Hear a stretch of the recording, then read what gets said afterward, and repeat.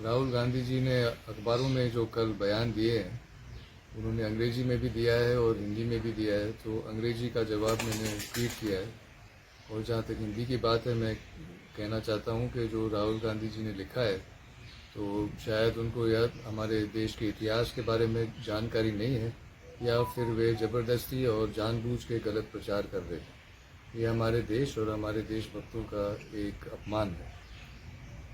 मैं अपनी निजी बात ना कह के मैं सरकारी का, गवर्नमेंट ऑफ इंडिया का जो रिकॉर्ड है उसी के बारे में बात करूं। जो इंडियन स्टेट्स पे जो वाइट पेपर निकला था मार्च 1950 में, उसी में लिखा हुआ है कि जो राजा महाराजा थे, जो इंडियन स्टेट्स थे, वो ब्रिटिश गवर्नमेंट के अधीन नहीं थे। और जब भारत देश का एकीकरण हुआ था, तो जो भी थे वो राजा महाराजा उस समय, उन्होंने न तो नकद भी अपनी स्वेच्छा से दी है, लेकिन इंफ्रास्ट्रक्चर और काफ़ी ज़मीनें और भी उन्होंने भारत सरकार को समर्पण किया है। और साथ ही साथ मैं पढ़ना चाहता हूँ जो इसी वाइट पेपर में लिखा है कि but for the patriotic cooperation of the princess, the tremendous change that has come over India for the mutual benefit of the people and the rulers would not have been possible.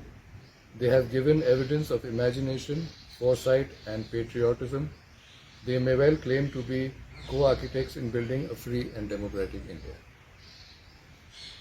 तो राहुल गांधी जी के बयान के बारे में मैं यही कहना चाहता हूँ। राहुल गांधी जी ने अखबारों में जो कल बयान दिए हैं, उन्होंने अंग्रेजी में भी दिया है और हिंदी में भी दिया है। तो अंग्रेजी का जवाब मैंने ट्वीट किया है, और जहाँ तक हिंदी की बात है, मैं कहना चाहता हूँ कि जो राहुल गांधी जी ने लिखा है, तो शायद उनको यह हमारे देश के इतिहास के बारे में जानकारी नहीं है, या फिर वे ज़बरदस्ती और जानबूझ के गलत प्रचार कर रहे हैं। ये हमारे देश और हमारे देशभक्तों का एक अपमान है। मैं अपनी निजी बात ना कह के मैं सरकारी का, गवर्नमेंट ऑफ इंडिया का जो रिकॉर्ड है उसी के बारे में बात करूं।